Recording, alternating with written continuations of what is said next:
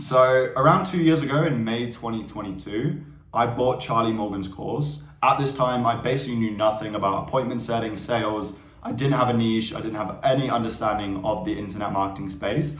And since then, so 2 years later, I don't think anyone has played a bigger part in helping me become the person I am today when it comes to the money I'm making and the success I've had in the internet marketing SMMA space. No one's had a greater impact than Charlie on this. I want to cover what I've learned from Charlie and also things that I would do differently if I came across his content and the information that I've seen now based on what I've learned in the meantime. So above all, I want to start off by saying Charlie Morgan's incredible. Like the things he teaches and the things he goes over, explained in such a simple way. He manages to explain the most complex things in such a simple way, which I think really helped me, especially when I was getting started. I was really overcomplicating the business model and different things in my head, but to have him simplify concepts the way he simplifies them and to have his style of teaching in the way that it was presented, it definitely benefited me massively. The main thing that I got from Charlie though wasn't really in the case of small tweaks when it came to sales, appointment setting. Whilst he gave me all the systems for that and it was absolutely phenomenal and they were the foundation for a lot of the skills I have today, the main thing from Charlie was just the mindset.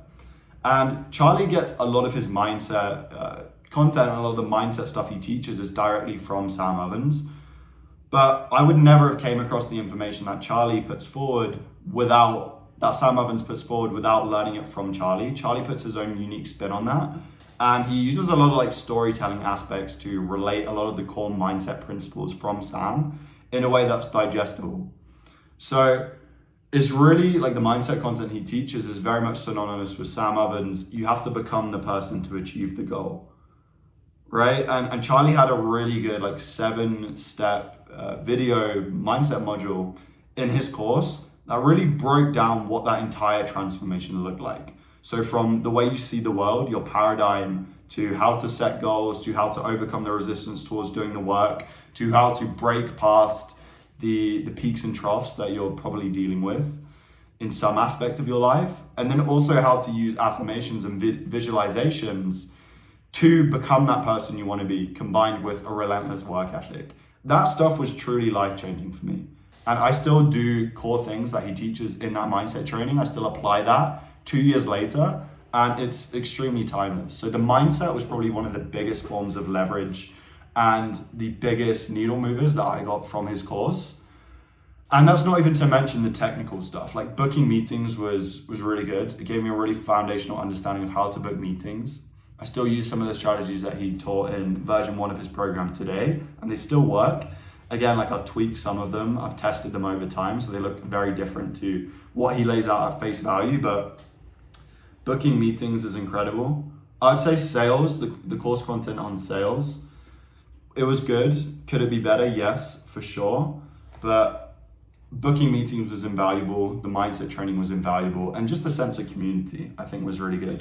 I want to talk also about things that I learned from Charlie, because you've got to realize that I joined his program and it's I don't know anything. So my whole understanding of business is Charlie, is what Charlie's doing. So ultimately I see him as a role model. And I end up trying to almost morph myself into Charlie. I tried to do all his habits. I tried to do all the things he's doing. I just see his routine. I watch all his videos and I'm okay, Charlie's doing this, this, and this. So if I do this, this, and this, same thing as Charlie, I'm gonna get the outcomes that Charlie got. So I started structuring my day in the insane way that Charlie structured it. I'd have this routine, and the trap that I got pushed into, I tried to drive things to the extreme, right? So I wasn't happy with myself unless I'd worked 12 hours in a day, unless I'd got all of this stuff done, which is a good hygiene standard to have, but it wasn't sustainable for me. And it really just put so much internal pressure on the way I was operating that it ended up just not being worth it. And I ended up falling into more of the peaks and troughs because I was driving myself to the extreme so often. And I mean, in the mindset training and even in his YouTube videos, Charlie openly talks about that.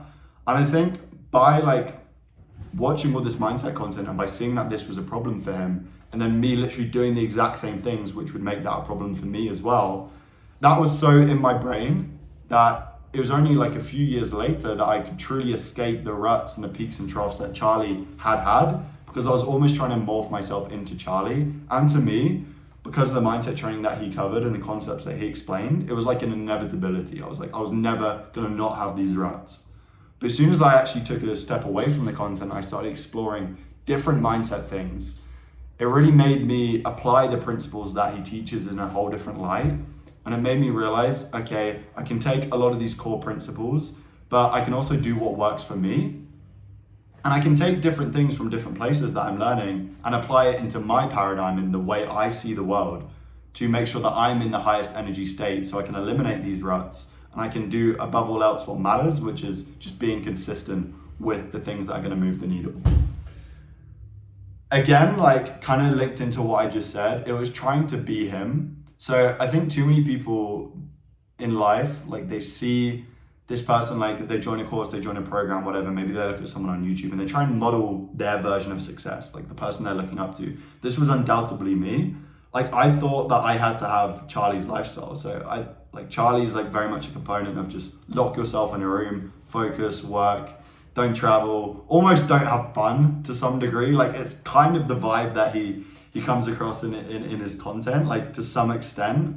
And I mean, that goes against like what a lot of people are saying and like what a lot of the self-images that people are portraying online when it comes to like Lambos and yachts and stuff like that. And I agree with him, I saw that, but I think I took it to the extreme and saw that in a case of, okay, I can't have fun. It's just gonna be pure suffering. Like I'm not even gonna be able to love my work. And by no means, this is not really like the stuff that Charlie says, but it was just the way that I was interpreting it. So I never took a step back and really asked myself, what do I want? Like what aspects that Charlie's doing really well that I want to take from Charlie's success and then apply it to my success? But ultimately, what is the end goal that I want? What is the lifestyle that I'm trying to create? And how can I apply that to my own version of success and not just base my life and base my transformation on somebody else? Because that is a surefire way to live a life that you hate. So that was probably the big thing. It was just not focusing on what I wanted and trying to morph myself into this person that was a great role model to me and gave me this information. So driving things to the extreme, like doing things that actually worked for me rather than just trying to morph into that person, and then realizing that like I can have fun, right? There is an area in life where not only, an agency is suffering at the start, you're not always going to love the things you're doing, but I've truly learned to love the work. And I've done that through reps. And I've also done that by making friends in the space, networking, building connections, and just making progress. It's extremely hard to love your work if you're not seeing the results from it. Like that's why so many people hate it, because they don't see that the work they put in is giving them a clear output.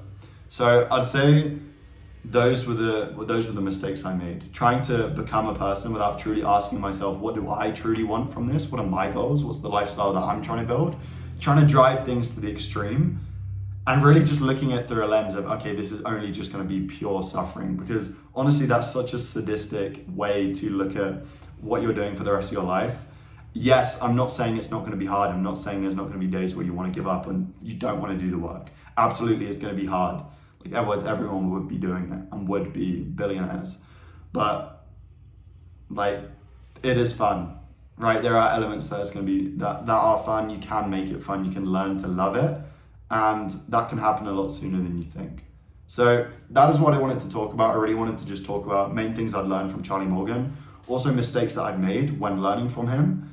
And I'd recommend checking out his channel. He definitely dropped some sauce and he's helped me a ton. Like I said, there's been nobody that's really delivered what he's delivered in terms of impacts on my own personal life. I mean, I've only really got Sam Ovens to thank beyond Charlie for passing that knowledge down to Charlie, which is a lot of what he teaches. So that's everything. If you want more information about what I do specifically, there's a link in the description. You can book in a call with me, check out some of my content, and see you later.